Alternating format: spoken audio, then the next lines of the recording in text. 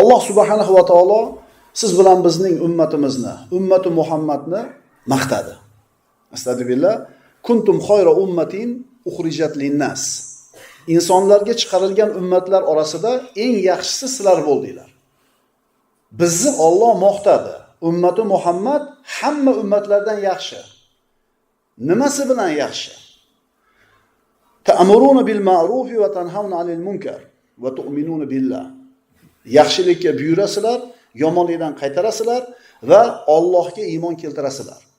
Avvalgi ummatlar ham hammasi Allohga iymon keltirgan. Lekin amr ma'ruf nahiy munkar qilishlik bizni ummatimizning boshqalardan ajratib turadigan xususiyati, miza deyiladi. Agar biz odamlarni yaxshilikka buyurib yomonlikdan qaytarishlik sifati bo'lsa, Alloh taolo maqtagan ummat vakili bo'lamiz. Ammo domlalar gapirsin buni, elivoshi gapirsin buni, onalar gapirsin buni deb turib, munkarni ko'rib o'tib ketadigan bo'lsak, biz Alloh maqtagan ummat qatorida bo'la olmaymiz. Ha, la ilaha illalloh Muhammad rasululloh deyishimizga ummati Muhammad qatoriga kirdik. Ammo maqtalgan ummatdan bo'la olmaymiz. Menga nima deymiz u? Menga nima? O'lib ketmaydimi? Bora? Bor. Demak, siz ummati Muhammadni maqtalgan toifasidan emassiz. Payg'ambarimiz sollallohu alayhi vasallam aytadilar: "Man ra'a minkum munkaron falyughayyirhu bi yadihi." Mana biz yaxshilikka buyurib yomonlikdan qaytaradigan ummatmiz va birinchi navbatda yosh kattalar qilishligi kerak buni. "Ey bolam, to'xtat, yig'ishtir bu ishingni. Yaxshi emas." Avvalgilar shunaqa edi. Mana oqsoqollar aytsin, kattalar 40 ta eshik u yoqqa, 40 ta eshik bu yoqqa bolalariga otalik qila olar edi. Qo'shnini bolasiga, qo'shnini otasi gapirsa olar edi. Xo'p der edi. Hozir bormi? Yo'q. Nimaga yo'q? Sizlarda zamoninglarda oqsoqollar, otalaringlar shunaqa ta'lim berganda sizlarga. Xo'pda, katta odam gapirganda yuziga tikka qarama degan, oyat, hadis keltira olmagan ular. Lekin yomon bo'ladi degan bir og'iz gap bilan xo'p degan. Endi sizlarni bolalaringlar nimaga unaqa qilmayapti? Chunki sizlar tarbiyani bermayapsizlar ekanda shunaqa. Falonchi mana dedi, o'z bolangiz bilan dedim, desa, boblabsan, o'zi dedi, mana qayda bu dedi. Sen kattaga gap qaytardingmi? Nazardan qolib ketasan deb turib, qo'sh inida ko'rganini qiladi. So'rang, sizni bolangiz katta odam gapirganda xo'p deydimi? Kattalar nasihat qilsa quloq tutadimi? Yo'q. Demak, siz aybingiz. Bolangiz sizni mahsulotingiz. Bolangizni odob axloqiga qarab turib, sizga ota sifatida sizga baho bersa bo'ladi. Sizlardan kim deyaptilar Rasululloh? Bir munkarni ko'rsa, uni qo'li bilan o'zgartirsin. Fa illam yastati fa bilisanihi. Agar tili bilan, qo'li bilan o'zgartirishlik imkon bo'lmasa, qudrat yo'q bo'lsa, tili bilan nasihat qilsin. Fa illam yastati fa biqalbihi. Agar unga ham qudrat yetmasa, qalbi bilan qaytarsin. Fa zalika adaful iymon. Endi bu iymonning zaifligi endi. Ammo qalbi bilan ham inkor qilmayotgan bo'lsa, bu odam bir qator qalbini tekshirib qo'ysin. Islomda 5 ta ustuni bor. Iymon, namoz, ro'za, zakot, haj. 5 ta ustun. Ulamolar aytishadi. Endi bu aytgan gapimiz payg'ambarimiz sollallohu alayhi vasallamning buniyal islamu ala khamsin hadisidan olinadi. Islom 5 ta narsani ustiga qurilgan. Iymon, namoz, ro'za, zakot, haj. Ulamolar aytishadi, agar 6-ustun bo'lganida, agar 6-ustun ham bo'lish kerak bo'lganida, bu amr ma'ruf nahiy munkar bo'lardi deyshadi. Otalar, bizi ilmimiz ko'p emas. Yosh urug'larimiz, ular yosh davrida dinini o'rganishlikka hozirgidek imkoniyat bo'lmagan. To'g'ri, uzringlar bor. Lekin munkarni ko'rganda qaytarishlikdan, yoshlar bir xato yo'l qo'yayotganda nasihat qilib qo'yishlikdan nima to'sadi? Mana shu ishni ustida uzrimiz yo'q endi. Aytayapti, qo'lingdan kelsa qo'ling bilan tiyib qo'y. Bo'lmasam tiling bilan ayt. Bo'lmasam eng kamida qalbing inkor qilsin deydi. Agar yosh kattalar mana shu ishni uddasidan o'tadigan bo'lsa, yoshlar quloq soladi. Xo'p deydi. Faqat aytadiganlar yo'q-da. Agar yosh kattalarimiz yoshlarga nasihat qilmasa, xatolarni aytib tuzatmasa, yaxshilikka buyurib yomonlikdan qaytarmay beparvo bo'lsa, Alloh taoloning jazosi, iqobi keladi. Astagfirullah. Wattaqu fitnatan la tusibanna alladhina zalamu minkum khassa wa'lamu anna Alloha shadidul iqob. Hamda sizlardan faqat zolim kimsalarning o'zigagina yetmay, balki barchaga yetadigan balodan saqlaningiz va bilingizki, albatta Allohning azobi qattiqdir. Agar mahallada fisq fujur tarqagan bo'lsa, bir do'konda aroq sotyapti. Aroq sotyapti. Sizni bolangiz ichmaydi. Sizni ukangiz ichmaydi. Lekin shu qishloqda sotiladigan bo'lsa, shu qishloq ahli olib ichadimi? Ichadi. Mas bo'lganda borib turib mashina bilan bir birovni urishi mumkinmi? O'sha urilgan seni bolang bo'lishi mumkin. Seni ayoling, qizing bo'lishi mumkin. To'g'rima-to'g'ri ketyapti, borib urdi. Sen indamading, aroq sotayotgan do'konga yig'ishtir demading, endi bitta unga kelmaydi balosi. Senga ham keladi. Qotillik bo'lishi mumkin, o'g'irlik bo'lishi mumkin, o't ketishi mumkin. Menga nima demanglar? Menga nima demanglar? Qiyomatda javob berasizlar. Eng kamida aytib qo'yinglar. Eng kamida. Agar biz solih inson bo'lsak-ku, muslih inson bo'lmasak, ana shu odamlarga yetgan musibat bizga ham yetadi. Solih kim? Muslih kim? Solih ya'ni o'zi yaxshi odam. Muslihchi, u ham solih va boshqalarga tuzatadigan muslih. O'zingizni yaxshi bo'lganligingiz o'zi kifoya qilmaydi. Siz boshqalarni ham yaxshi bo'lishligiga undaydigan bo'lishingiz kerak. Chunki mana shu sifatimiz borligi uchun Alloh taolo siz bilan bizni nima qildi? Maqtadi. Yosh kattalar, yoshlarga nasihat qilib turish kerak. Menga nima demanglar? Faras qiling, bir jamoa odam hammasi soppa-soq, bir payt ularning ichiga gripp bo'lgan odam kirib keldi. Shuni darrov bir maska taqib yoki davolashlikka harakat qilib, bir uni tuzatishlikka harakat qilmasdan tek qo'ysak nima bo'ladi? Mana shu munkar ish oqsoqollar, otalar. Xuddi o'sha grippga o'xshaydi. Sizga hozir yuqmadi, sizni bolangizga ta'sir qilmadi o'sha aroq yoki boshqa bir gunoh ish. Lekin xotirjam bo'ling, ta'sir qiladi. Ta'sir qiladi. Xato qilish hammaning tabiatida bor. Odam bolasi borki, xato qiladi, lekin xato qiluvchilarning ichida yaxshisi kim edi? Tavba qiluvchisi edi. Mana shu xato, gunoh sodir bo'ldi qishloqda, mahallada, shaharda. Ana shu xato, gunohni ro'parasida odamlar 3 ga bo'linib qoladi. Qaraylik-chi, biz qaysi toifadamiz? Birinchi toifa odamlar o'sha yomonlikni to'xtatishlikka harakat qiladi, qo'li bilan, tili bilan, qalbi bilan. Bu payg'ambarimizni maqtalgan ummatlaridan-da. Ikkinchisi yomonlikka odamlarni undab turadiganlar. Akkalaver aytaveradi bular. Yoshlikni ichib olish kerak. U namozni qaraganda ham nima qilaverasan? Hozir puling borida, belingda quvvating borida nima qilish kerak? Aytaveradi. Ikkinchi toifa gunoh ma'siyatga undab turadigan. Uchinchi toifa avvalgilardan ham emas, keyingilardan ham emas. Ularga biz qaysimisimiz shu uchala toifani? Birinchisi, uchinchisi. Ikkinchi olib turibdi mashina. Patsanlar minvagan mashinani. Bittasi aboshinada turibdi. Ikkinchisi oldiga o'tib qo'yib gaplashmaydi. Mashinada turib gaplashyapti. Siz nima qilasiz? Yo'l turibdi, o'tib ketasiz. Sizga baribirlardansiz, uchinchisidansiz siz. Shuni to'xtatdi ukalar, chekkaga chiqib olinglar. Mayli, joy yo'q bo'lsa majbur turgan bo'ladi. Yo'q, gaplashishadi yosh bolalar. Shu gap ham to'g'ri-da. Qaysi prinsip ishga tushadi? Menga o'shuning uchun bardagi chiqyapti. Eshigini ochib oladi yani. Aka o'tiring deydi. Aka o'tiring deydi. Biror marta o'shani qilib, noto'g'ri ish qilayotganda to'xtab nasihat qilganlar qo'l ko'tarib qo'yinglar. Hayotida biror marta. Yetadi, ikkita yetadi. Qolganlarga baribir. Bu yerda hech kim mashina minmaydi-da, to'g'rimi? Ko'ryapsizlarmi qanaqa olib ketganmiz? Yana nima deymiz? Ko'chalar changib ketdi, ko'chalar probka bo'lib ketdi. Ha, bettar olaylik, birodarlar. Biz o'zimizga shu narsani nima qilyapmiz? Ravo ko'ryapmiz. Chunki bizni maqtashlik, payg'ambarimizni maqtagan, Alloh maqtagan ummat bo'lishimiz uchun nima qilish kerak ekan? Bir marta qilingda o'zingiz maza qilasiz-chi, o'zingiz. Alloh taolo sizni qilgan ishingizni mukofotlagani birinchi belgisi o'sha qilgan savobli ishingizdan qalbingizda xotirjamlik va o'zingizdan rozilik shuuri paydo bo'ladi.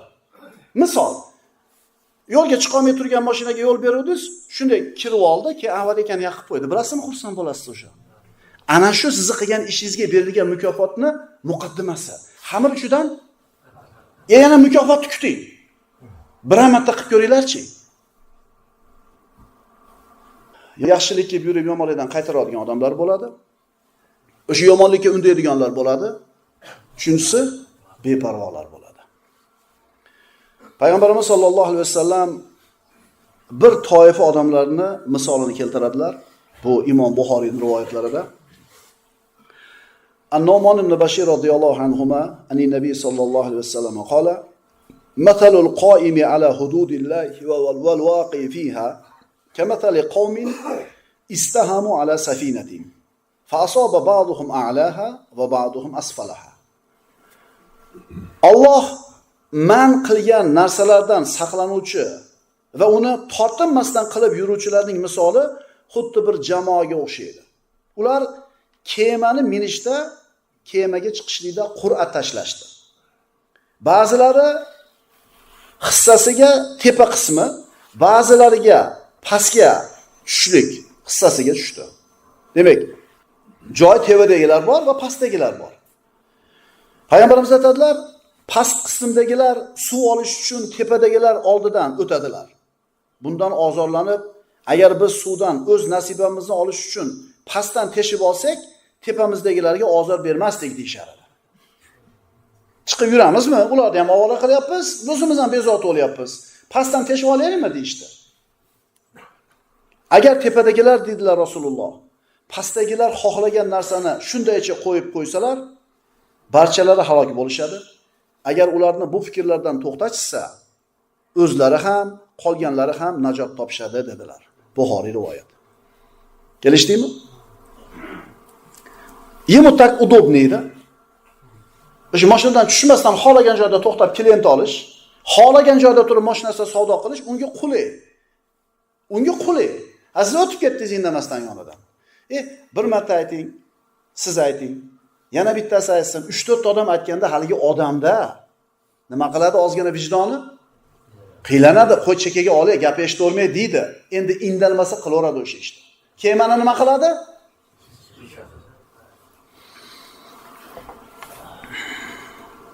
Alloh azza va jalla mu'minlarni maqtab aytadi, astagfirullah.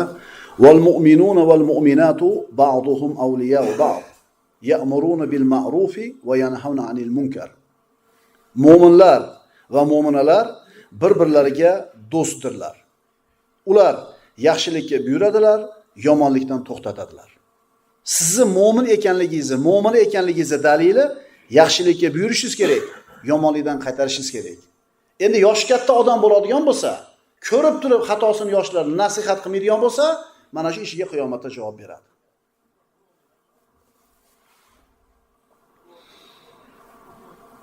Xo'p, biz qaytaryapmiz, odamlar qaytmayapti.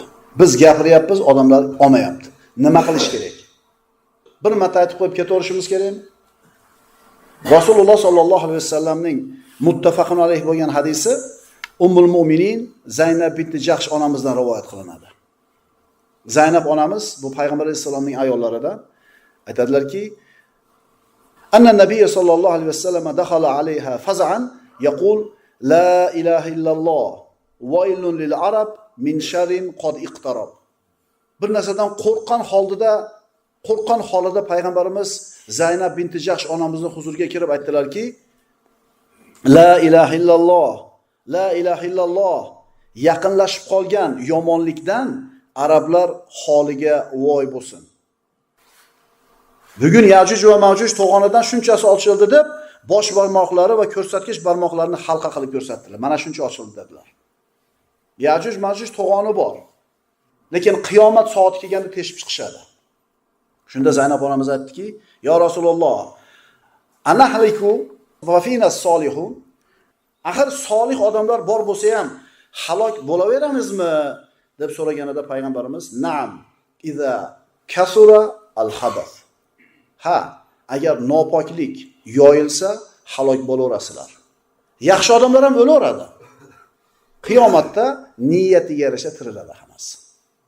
İchimizda yaxshi odamlar bor, bizga balo kelmaydi degan gap bo'lmaydi. Kelaveradi balo. Lekin o'sha baloda qirilib ketgandan keyin kim nima niyatda yashagan bo'lsa, shu niyatiga yarasha tirilaveradi. Bir kunda hech bo'lmasa bir 2 marta o'zimizga bir shu amri ma'ruf nahiy munkarni bir lozim qilsa yaxshi bo'lar edi. Ha? Ha, amri ma'ruf nahiy munkarni uyda qoyilmaqom qilib olamiz. Svetni o'chir. Rozani yo'q. Qo'yib berdingmi? Yana nimalar ustida amri ma'ruf nahiy munkar qilamiz? Aytinglar, nimani ustida? Sizga primoy zarar bo'ladigan, iqtisodingizga, cho'ntagingizga zarar bo'ladigan ishda amri ma'ruf nahiy munkar qoyim 101%. To'g'rimi? Ammo Allohning hududlari buzilsa, gunoh ma'siyat ko'paysa, uchi. Sizga aloqasi yo'qmi uni? Kuntum khayra ummatin ukhrijat lin-nas. İnsanlar uchun chiqarilgan ummatlarning yaxshisi bo'ldinglar. Nima uchun yaxshi bo'ldinglar? Yaxshilikka buyurib yomonlikdan qaytarasizlar. Endi buni muqobilida boshqa oyat bor. Bu Banu Isroil haqida. Banu Isroilning rohiblari haqida, ilm ahllari haqida. Astagfirullah. Lu'ina allazina kafaru min bani Isroila ala lisani Davud va Isa ibn Maryam, zalika bima asaw va kanu ya'tadun. Davud va Iso alayhimassalomning tillariga ko'ra Banu Isroildan kofir bo'lgan kimsalar la'natlandilar. Nima uchun? Osiy bo'lganligi uchun, haddidan oshganligi uchun. Kanu la yatanahawna munkarin fa'alu. Kim edi ular? Rohiblari, o'sha ilmlilari. O'zlari qilmaylar deb qaytarayotgan ishni o'zlari qilishar edi. Birovning haqqidan qo'rqinglar deb turib o'zi qo'rqmas edi. Agar biz odamlarni qilma deb qaytarayotgan ishimizni o'zimiz qilayotgan bo'lsak, shunga tushib olmaymizmi? Qarang, salaf solihinlarimiz qanaqa bir ulug' odamlar bo'lgan, ajdodlarimiz. Abu Hanifa Nu'man ibn Sobitga taqsir qulni ozod qilishlik savobi haqida bizga bir va'z qilib bering deyishdi. Qulni ozod qilishlikning savobi qanaqa? Oradan bir 40 kun o'tdimi, 2 oy o'tdimi, keyin o'sha ma'ruzasini qilib odamlarga va'z qildi. Shunda ha biz buni 2 oy burun yoki 40 kun burun so'ragan edik-ku, nimaga endi gapirdingiz desa, o'sha sizlar shu mavzuni mendan so'ragunga qadar bironta qulni sotib olib ozod qilmagan ekanman. O'sha kundan pul tashashni boshladim, to'plandi bir qulga yarasha sotib olib ozod qildim. Ya'ni buni huzuri qanaqa bo'ladi? Buni halovati qanaqa bo'ladi? O'zim amal qilib, totib ko'rib turib, ine gapiray dedim, sizlarning qalbingizga kirib borishi uchun. Munkar ishni qaytarayotgan odam o'zi qilmasligi kerak uni.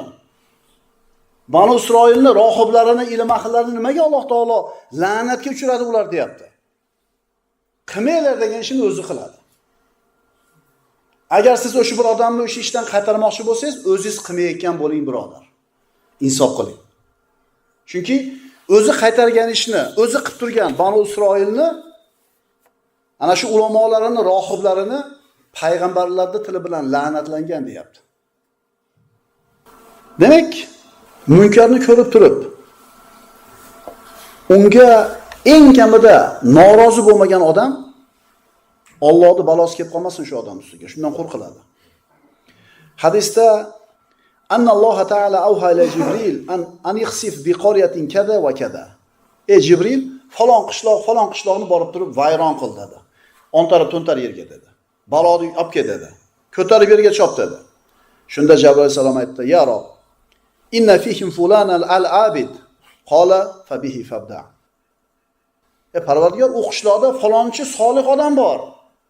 Yaxshi ibodatxon odam bor. Alloh taolo aytdi, baloni o'sha uydan boshla dedi. Chunki u solih bo'lib turib boshqalarni qaytarmadi. Shuning uchun baloni shu uydan boshladi dedi. Shuning uchun otalar, akalar, ota-onalar, Dadalar, nima qilaylik? Yoshlarga nasihat qilaylik. Biz ixtiyorimizdagi narsa emas bu.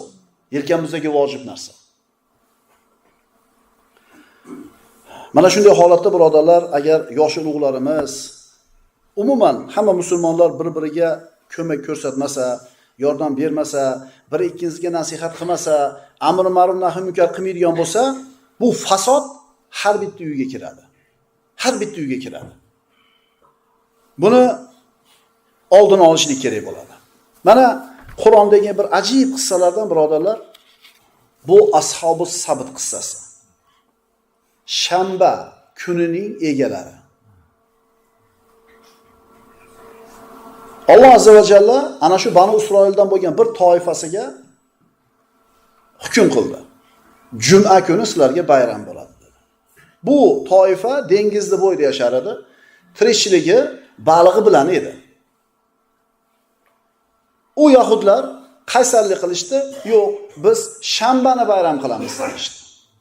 Alloh taolo ularga iqob qilib, shanba kuni bayram qilasizlar, hech qanday ish qilmaysizlar shanba kuni dedi. Shanba kuni dam oladi. Allohning sinovi. Ana shu baliqlar, dengizda tutadigan baliqlar yo'q bo'lib qoldi. Birdaniga Allohning sinovi. Alloh taolo ularni jazoladi shu qaysarligi uchun. 6 kun dengizda baliq yo'q. Shanba kuni, 7-kuni sohilga baliq shunday keladiki, tushib qo'li bilan tersa bo'ladigan darajada baliq ko'p keladi. Lekin ovlash mumkin emas.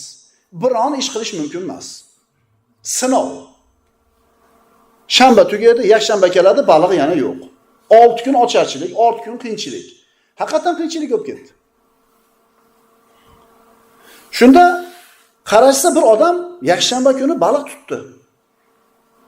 Pishirib yeyapti. Qanday qilib tutdi ekan? Qarab turishdi. Keyingi yakshanba baliq yeyapti. Diqqat qilib qarab tursa, shanba kuni tushdi suvga. Bitta katta baliqni olib, o'sha quruchog'ini ilib, suvga sanchib qo'yib cho'p bilan chiqib ketdi. Shanba kuni baliqni ovlamadi. Zohirida. Bozor kuni boradi, baliqni tortib oladi, hiyla. Munkar ish bo'lyaptimi, yo'qmi? Bo'lyapti. Balo keldimi? Yo'q, hali balo kelmadi. Uni ko'rib turib odamlar sekin-sekin o'rganishdi. Shanba kuni baliqni nima qilishadi? Ilib qo'yishadi, bozor kuni tortib oladi. Bekitib qilyapti har qalay burchak-burchakda. Shunda ana shu Banu Isroilni odamlar ikkiga bo'linib qoldi. Allohdan qo'rqqanlari aytdiki, "Ey, unaqa qilmanglar. Allohning balosi keladi" dedi. Unashmadi. Qavm ikkiga bo'linib qoldi. Sohilni ikkiga bo'lishib oldi, devor tortib. Bu tomondagilar tutadi, bemalol yeydi. Bu tomondagilar qiylanadi, zo'rg'a tirikchilik qiladi, lekin taqvoda turadi. Qaytarishdi bu munkardan, lekin quloq solishmadi. Shunda ham balo kelavermadi. Qachon keldi balo? Endi shanba kuni ham chiqib turiblar, ochishchasiga to'rin tashab tortishni boshlashdi. Gunoh borligida balo kelmadi.